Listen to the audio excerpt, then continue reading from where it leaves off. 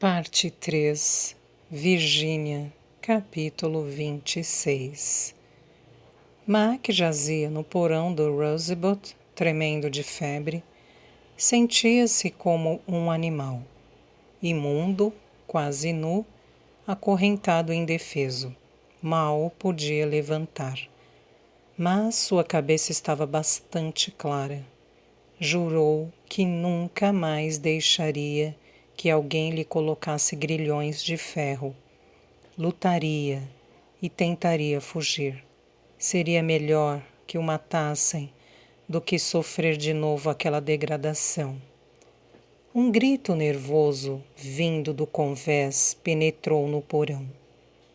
Sondagens a 35 braças, capitão, areia e juncos. A tripulação saudou a notícia entusiasmada. Peggy perguntou: "O que é uma braça?" 1,80 metros de água, respondeu Mac, exausto, mas aliviado. Quer dizer que estamos nos aproximando da Terra.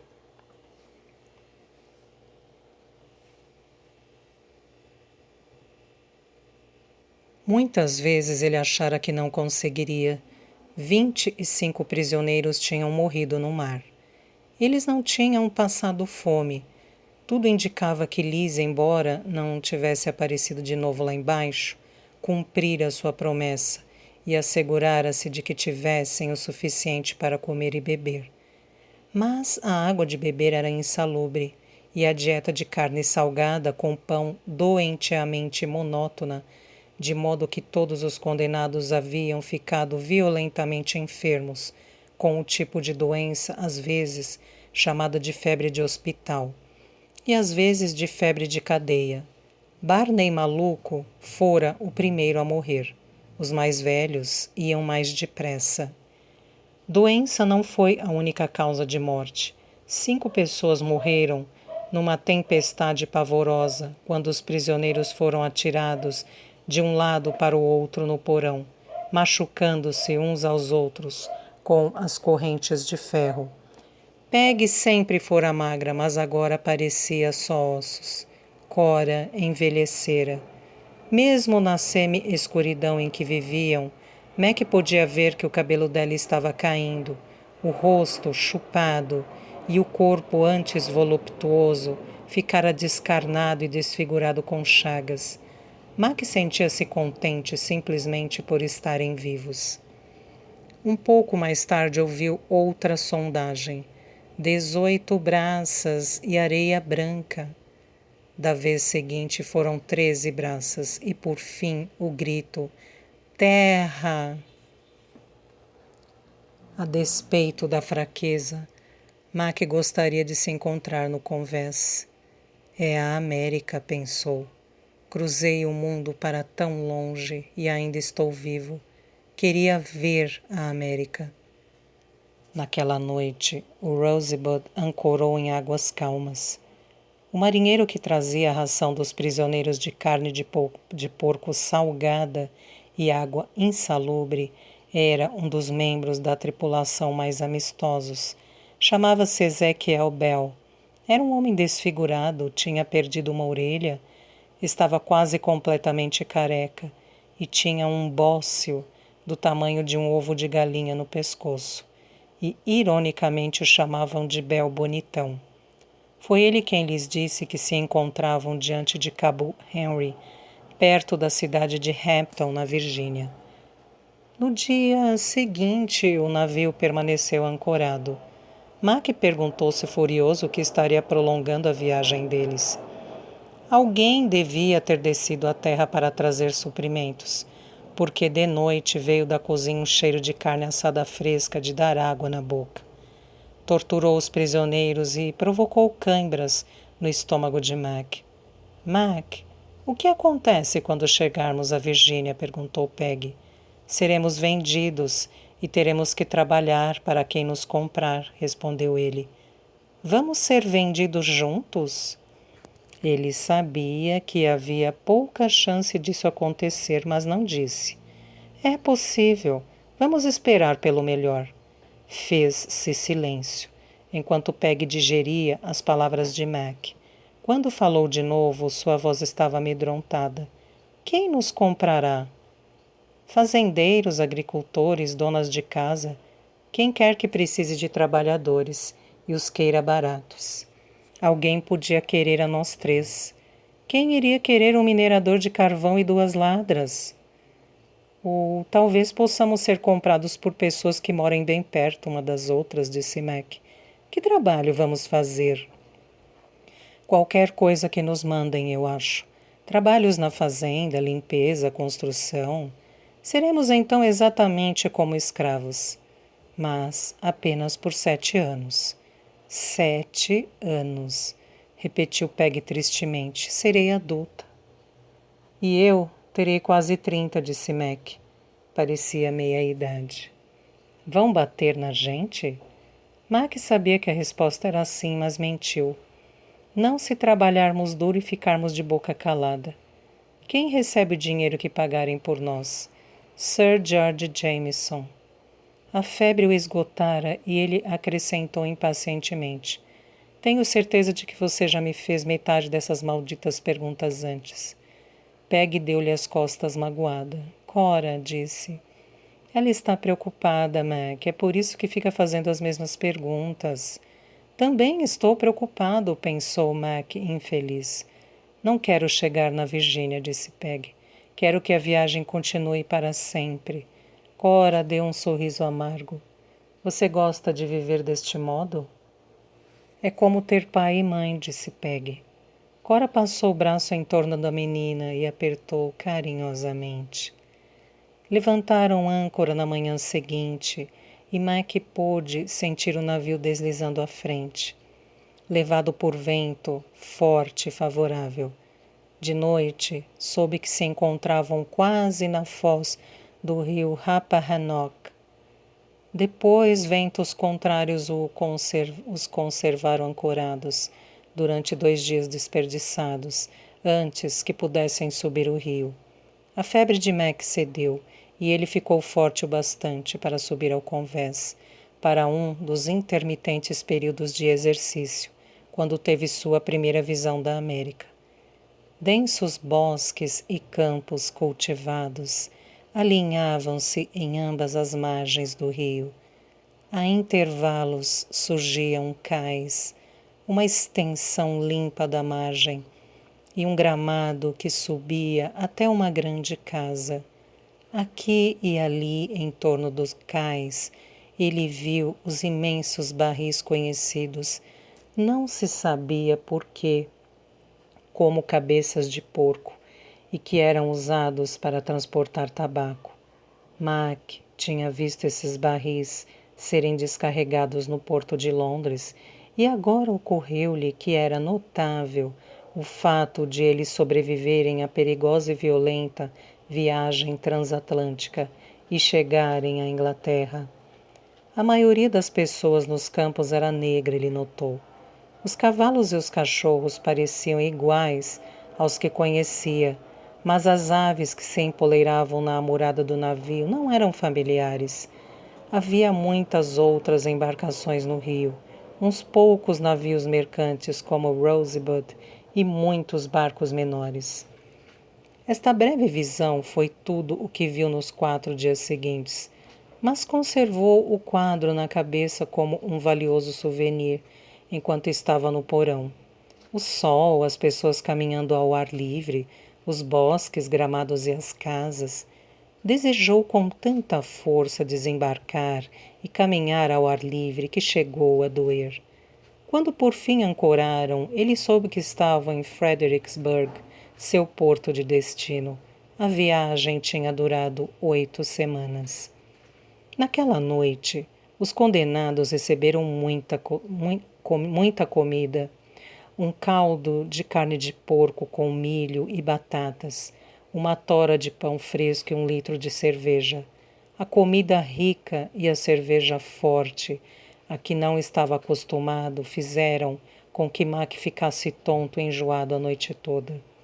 Na manhã seguinte, foram levados ao convés em grupos de 10, e aí viram Fredericksburg, Estavam ancorados em um rio lamacento com ilhas no leito. Havia uma estreita praia de areia, um trecho arborizado. Depois uma curta e íngreme subida até a cidade propriamente dita, que era construída em torno de um penhasco. Parecia que umas 200 pessoas viviam ali. Não era muito maior que Hugh, a aldeia onde Mac nascera, mas parecia um lugar alegre e próspero, com casas de madeira pintadas de branco e verde. Na margem oposta, um pouco mais acima, ficava outra cidade, que Mac descobriu chamar-se Falmouth. O rio estava cheio de embarcações, umas menores de cabotagem, 2 navios tão grandes quanto o Rosebud, umas barcaças e uma balsa para a travessia entre as duas cidades. Deram sabão aos prisioneiros para se lavarem, e um barbeiro subiu a bordo para barbear os homens e cortar seus cabelos. Aqueles cujas roupas tinham ficado tão rasgadas a ponto de serem indecentes, receberam outras, embora sua gratidão houvesse diminuído quando descobriram que haviam sido tiradas dos mortos. Mac ficou com o casaco de Barney maluco, infestado de parasitas. Colocou-o em cima de uma grade e bateu com um pedaço de pau, até que os piolhos pararam de cair. O capitão fez uma lista dos prisioneiros sobreviventes e perguntou o que cada um fazia antes. Alguns tinham sido biscateiros ou, como Cora e Peg, jamais haviam ganho a vida honestamente. Esses eram encorajados a exagerar ou inventar alguma coisa. Peg foi registrada como aprendiz de costureira e Cora como atendente de bar. Mac percebeu que era um esforço tardio para torná-las atraentes aos compradores. Foram devolvidos ao porão e, de tarde, 2 homens foram trazidos para inspecioná-los. Os 2 constituíam um par de estranha aparência. Um usava a túnica vermelha de um soldado britânico sobre calções de tecido feito em casa, e o outro um colete amarelo, que um dia fora elegante com calças de pele, digamos, toscamente costuradas. A despeito das roupas estranhas, pareciam bem nutridos e tinham um nariz vermelho de homens que podiam beber tudo o que quisessem. Bel bonitão cochichou para Mac que eram condutores de almas e explicou o que isto queria dizer. Compravam grupos de escravos, presos e criados contratados, e os conduziam pelo interior a fim de vendê-los a fazendeiros e colonos que viviam nas montanhas. Mac não gostou da cara deles. Foram embora sem fazer nenhuma compra. O dia seguinte seria dia de corrida, disse Bel. Vinha gente de toda a parte para as corridas de cavalo. A maior parte dos condenados estaria vendida no fim do dia. Aí então os condutores de almas ofereceriam um preço aviltado pelos que sobrassem. Mac esperava que Cora e Peg não terminassem nas mãos deles. Naquela noite houve outra boa refeição. Mac comeu devagar e dormiu a sono solto. Ao acordar, todos estavam com aparência um pouco melhor. Os olhos brilhavam mais e pareciam capazes de sorrir. Durante toda a viagem tinham feito apenas uma refeição por dia. Mas naquela manhã tiveram um desjejum de mingau e melado e uma ração de rum com água. Consequentemente, a despeito do futuro incerto que os aguardava, foi um grupo animado que galgou a escada para sair do porão e arrastou seus grilhões no convés.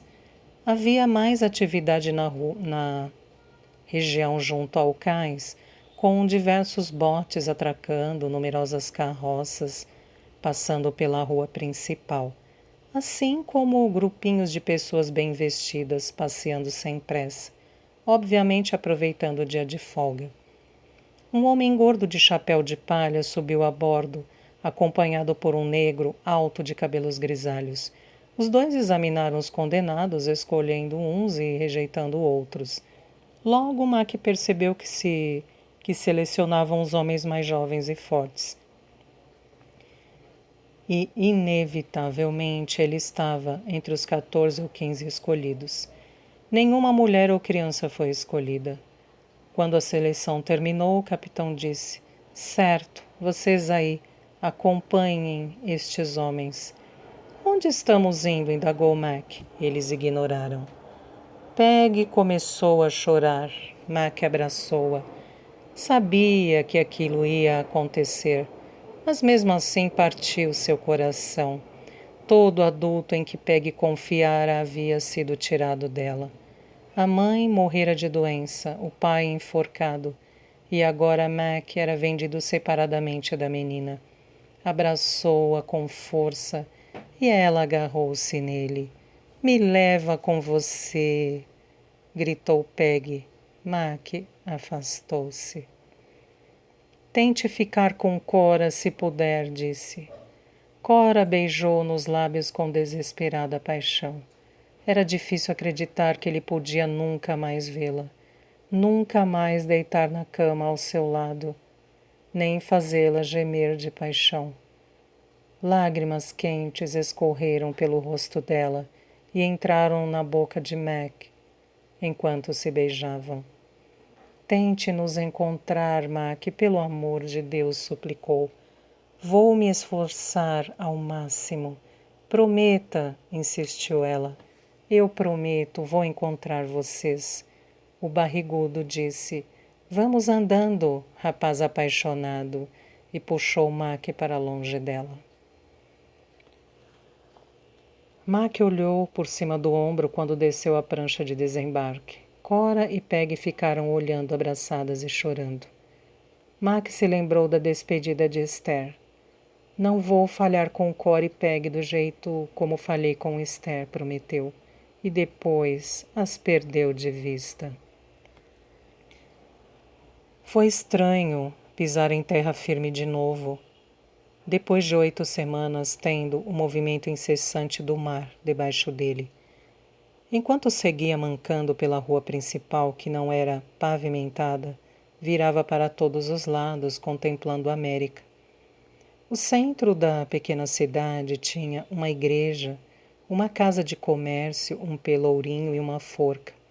Casas de tijolos e madeira levantavam-se, largamente espaçadas em ambos os lados da rua. Carneiros e galinhas andavam pela rua lamacenta. Algumas construções pareciam antigas, mas muitas tinham ar de novas. A cidade estava apinhada de gente, cavalos, carroças e carruagens, a maioria das quais devia ter vindo do interior. As mulheres exibiam fitas e bonés novos, e os homens botas polidas e luvas limpas. As roupas de muitas daquelas pessoas tinham a aparência de haver sido feitas em casa, mesmo que o tecido fosse caro. Ouviu muita gente falando de corridas e chances nas apostas. Os virginianos pareciam gostar de jogo. Os habitantes da cidade olhavam para os presos com uma certa curiosidade, do modo como teriam observado um cavalo a meio galope pela rua, algo que já tinham visto antes, mas que continuava a interessá-los. A cidade terminava depois de uns 600 metros. Atravessaram o rio Aval e continuaram ao longo de uma trilha acidentada através de uma região coberta por um bosque. Mac colocou-se ao lado do negro de meia idade. Meu nome é Malak McCash, disse. Todos me chamam de Mac. O homem continuou olhando em frente, mas falou de um modo bastante amistoso. Meu nome é Kobe, disse, pronunciando o nome de modo a rimar com Toby. Kobe Tambala. O gordo de chapéu de palha, ele agora é o nosso dono? Não. Bill Sowerby só é o capataz. Mandaram eu e ele ir a bordo do Rosebud, escolher os melhores trabalhadores para o campo. Quem nos comprou? Vocês não foram exatamente comprados. O que então? O Sr. J. Jameson decidiu ficar com vocês para ele mesmo, para trabalhar na propriedade dele, Mock Jack Hall. Jameson, isso mesmo. Mais uma vez, Mac era propriedade da família Jameson. A ideia o deixou furioso. Malditos, eu fugirei de novo, prometeu. Serei meu próprio dono. Cobb perguntou: que trabalho você fazia antes? Eu era mineiro de carvão. Carvão? Já ouvi falar, uma pedra que queima como lenha, mas é mais quente? Exatamente. O problema é que você tem que ir ao fundo da terra para encontrar o carvão. E você? Minha família era de fazendeiros na África. Meu pai tinha uma grande extensão de terra, mais do que o Sr. Jameson. Mac ficou surpreso, nunca pensara que os escravos podiam vir de famílias ricas. Que tipo de fazenda? Mista. Trigo, um pouco de gado, mas não tabaco. Temos uma raiz chamada inhame que cresce lá, mas nunca vi aqui. Você fala inglês bem. Já estou aqui há quase 40 anos. Uma expressão de amargura toldou seu rosto. Eu só era um menino quando fui roubado. Peg e Cora vieram à mente de Mac. Havia 2 pessoas no navio comigo, uma mulher e uma garota, disse. Vou ser capaz de descobrir quem foi que as comprou? Cobb deu uma risada sem alegria. Todo mundo está sempre tentando encontrar alguém que foi vendido à parte. As pessoas perguntam isso o tempo todo. Quando escravos se encontram na rua ou no campo, é só sobre o que falam. O nome da menina é Peg, insistiu Mac. Só tem 13 anos, não tem pai ou mãe. Quando se é comprado, ninguém tem pai ou mãe. Mac concluiu que Cobb desistira. Crescera acostumado com a escravidão e aprendera a viver com ela. Amargurava-se, mas abandonara toda esperança de liberdade. Juro que nunca serei assim, pensou. Caminharam cerca de 15 quilômetros. Devagar, porque os condenados estavam agrilhoados. Alguns ainda permaneciam presos a seus pares. Aqueles cujos parceiros haviam morrido na viagem tinham os tornozelos acorrentados, de modo que podiam andar, mas não correr. Nenhum poderia andar depressa e teriam caído se tentassem. Tão fracos estavam depois de 8 semanas deitados. O capataz Sowerby seguia a cavalo, mas não parecia apressado, e de vez em quando tomava um trago de uma bebida qualquer, que trazia em um frasco. A paisagem do campo era mais parecida com a da Inglaterra do que com a da Escócia, e não tão estranha quanto Mac previra. A estrada seguia um rio de leito pedregoso, que seguia um curso sinuoso através de uma floresta luxuriante. Mac gostaria de poder deitar à sombra daquelas árvores enormes por algum tempo. Gostaria também de saber dentro de quanto tempo veria a surpreendente Lizzie. Amargurava-o saber que mais uma vez era propriedade de um Jameson, mas a presença dela representaria um certo consolo. Ao contrário do sogro, Lizzie não era cruel, embora pudesse ser imprudente. Seu jeito de ser nada ortodoxo e sua personalidade vivaz deliciavam Mac, e tinha um senso de justiça que salvara sua vida uma vez e podia ser que salvasse novamente. Chegaram na fazenda ao meio-dia. Uma trilha que passava por entre um pomar, onde o gado pastava, os levou a um cercado lamacento com mais ou menos 12 cabanas. 2 negras idosas cozinhavam em fogos ao ar livre e 4 ou 5 crianças nuas brincavam na terra. As cabanas eram construídas toscamente com tábuas rústicas e as janelas tinham tabuinhas, como persianas, mas não tinham vidros. Sowerby trocou umas poucas palavras com Cobb e desapareceu. Cobb disse aos condenados: estas são suas acomodações. Alguém perguntou: Temos que ficar com os pretos? Mac riu. Depois de 8 semanas no inferno do porão do navio, era um milagre que pudessem se queixar de alguma coisa. Pretos e brancos vivem em cabanas separadas, disse Cobb. Não há lei que mande assim, mas parece que sempre funciona assim. Cada cabana é para 6 pessoas. Antes de descansar, temos mais uma tarefa. Sigam-me. Seguiram por uma trilha que cortava campos de trigo verde, altos pés de milho, crescendo em pequenas colinas, e a flagrante planta do fumo. Homens e mulheres eram vistos trabalhando em todos os campos, capinando entre as fileiras e tirando insetos das folhas de tabaco. A trilha terminou num amplo gramado, onde eles subiram na direção de um dilapidado barraco de sarrafos, com a tinta pardacenta descascada e as janelas fechadas com tabuinhas. Mock Jack Hall, presumivelmente. Contornando a casa, atingiram um grupo de dependências anexas nos fundos. Uma delas era um barraco onde funcionava um ferreiro. Trabalhando ali havia um negro a quem Cobb dirigiu-se como Cass. Ele começou a abrir os grilhões das pernas dos condenados. Mac observou-os sendo libertados das correntes um por um. Teve uma sensação de liberdade, embora soubesse que fosse falsa. Aquelas correntes haviam sido postas nele na prisão de Newgate, do outro lado do mundo. Ressentira-se contra elas a cada minuto, das 8 semanas degradantes em que as usara. Do ponto alto onde a casa fora edificada, podia ver o brilho do rio Rappahannock, a uns 500 metros de distância, serpenteando por entre o bosque.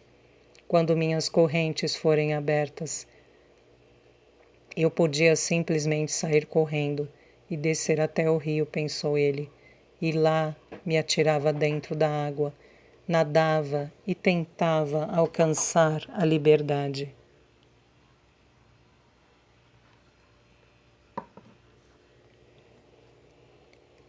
Era melhor conter-se. Ainda se encontrava tão fraco que provavelmente não seria capaz de correr 500 metros. Além do mais, prometera procurar Peg e Cora e teria que encontrá-las antes de fugir, pois podia ser que não fosse capaz depois. E tinha que planejar tudo cuidadosamente. Não conhecia nada da geografia daquela terra. Ia precisar saber onde ia e como chegaria lá. Assim mesmo, quando finalmente sentiu os grilhões caírem de suas pernas, teve que fazer um esforço para não sair correndo. Enquanto ainda lutava para reprimir o impulso, Cobb começou a falar. Agora que perderam as correntes, alguns de vocês já estão imaginando quão longe poderão ir ao cair do sol. Antes que fujam, há algo importante que precisam saber, de modo que escutem e prestem atenção. Ele fez uma pausa dramática e continuou. As pessoas que fogem geralmente são apanhadas e punidas. Primeiro são açoitadas, mas esta é a parte fácil. Depois têm de usar a argola de ferro, que alguns acham vergonhoso, mas o pior é que o tempo da sentença aumenta. Se ficarem fora uma semana, vão ter que ficar mais 2 semanas extras. Temos pessoas aqui que fugiram tantas vezes que só serão libertadas quando tiverem 100 anos de idade. Ele olhou em torno e encarou Mac. Se estiverem querendo correr um risco tão grande, concluiu, tudo o que posso fazer é lhes desejar boa sorte. De manhã, as velhas prepararam um prato de milho cozido chamado canjica para o café. Os condenados e os escravos comeram com os dedos em tigelas de madeira. Havia cerca de 40 peles ao todo. Sem contar a nova leva de condenados, a maioria era de escravos negros. Havia 4 servos contratados, gente que vendera 4 anos de trabalho em adiantamento, a fim de pagar a viagem de navio. Mantinham-se separados dos demais e, evidentemente, consideravam-se superiores. Os empregados assalariados comuns eram apenas 3, 2 negros livres e uma mulher branca, todos com mais de 50 anos. Alguns negros falavam bem inglês, mas muitos usavam seus idiomas africanos e se comunicavam com os brancos numa língua infantilmente simplificada. A princípio, Mac inclinou-se a tratá-los como crianças, mas depois deu-se conta de que eram superiores a ele, por falarem um idioma e meio, pois ele conhecia apenas um. Caminharam 2 ou 3 quilômetros por entre extensos campos, onde o fumo estava pronto para ser colhido. Os pés de fumo eram plantados em fileiras perfeitamente regulares, separadas mais ou menos meio metro uma da outra e com uns 500 metros de comprimento. Tinham por volta da altura de Mac, cada pé com 12 ou mais folhas largas e bem verdes. Os peões recebiam ordens de Bill Sowerby e Cobb. Foram divididos em 3 grupos. O primeiro recebeu facas amoladas, com as quais deveriam cortar as plantas maduras. O segundo foi para um campo que havia sido cortado na véspera. As plantas tinham ficado no chão, as grandes folhas murchas após um dia secando ao sol. Mostraram aos recém-chegados como dividir as hastes das plantas cortadas e espetá-las em compridos espigões de madeira. Mac integrou o terceiro grupo, com a tarefa de carregar os espigões até o galpão, onde seriam pendurados no teto alto, para que as folhas de fumo fossem curadas pelo ar. Foi um dia longo e quente de verão. Os homens do Rosebud não foram capazes de trabalhar duro, como os outros. Mac viu-se constantemente ultrapassado por mulheres e crianças. A doença, a desnutrição e a inatividade o haviam enfraquecido. Bill Sowerby carregava um chicote, mas Mac não o viu usá-lo. Ao meio-dia, comeram pão de milho. Enquanto comiam, Mac ficou assombrado, mas não completamente surpreso, ao ver a figura familiar de Sidney Lennox, envergando roupa nova, conduzido por Sowerby numa volta para conhecer a fazenda. Sem dúvida, Jay achava que Lennox lhe fora útil no passado e podia ser de novo. Ao pôr do sol, exaustos, eles deixaram os campos, mas, em vez de retornarem às cabanas, marcharam até o galpão onde o fumo era curado, agora iluminado por dezenas de velas. Após uma rápida refeição, continuaram trabalhando, arrancando as folhas das plantas curadas, removendo a grossa nervura central e comprimindo as folhas em feixes. Quando foi ficando tarde, alguma das crianças e dos mais velhos adormeceram durante o trabalho e um elaborado sistema de alarme entrou em ação, no qual os mais fortes protegiam os fracos e os acordavam quando Sowerby se aproximava. Devia passar da meia-noite, calculou Mac, quando por fim as velas foram apagadas e os trabalhadores autorizados a regressar às suas cabanas e deitar nas tarimbas de madeira. Mac caiu no sono imediatamente. Parecia terem se passado apenas alguns segundos quando foi sacudido para acordar e voltar ao trabalho. Cansado, levantou-se e saiu, cambaleando. Encostado na parede da cabana, tomou seu prato de canjica. Nem bem tinha engolido a última porção, eles tiveram que sair andando de novo. Foi quando entraram no campo à primeira luz da manhã que ele viu Lizzie. Não a via desde o dia em que embarcaram. Ela montava um cavalo branco e atravessava o campo a passo. Usava um vestido largo de algodão e um chapéu grande. O sol estava para nascer e a luz era clara e ainda fraca. Lizzie parecia bem, descansada, confortável, a senhora do solar cavalgando em sua propriedade. Mac notou que ganhara um pouco de peso, enquanto ele emagrecia de fome, mas não podia sentir ressentimento dela, pois era uma pessoa que lutava pelo que era direito e que por isto salvara-lhe a vida mais de uma vez. Lembrou de quando a abraçara na sala de costura de Dermot Riley, em Spitalfields. Tivera aquele corpo macio junto do seu, inalara a fragrância de sabonete e suor feminino. Por um louco momento pensara em que Lizzie, e não Cora, era a mulher da sua vida. Mas logo a sanidade retornara.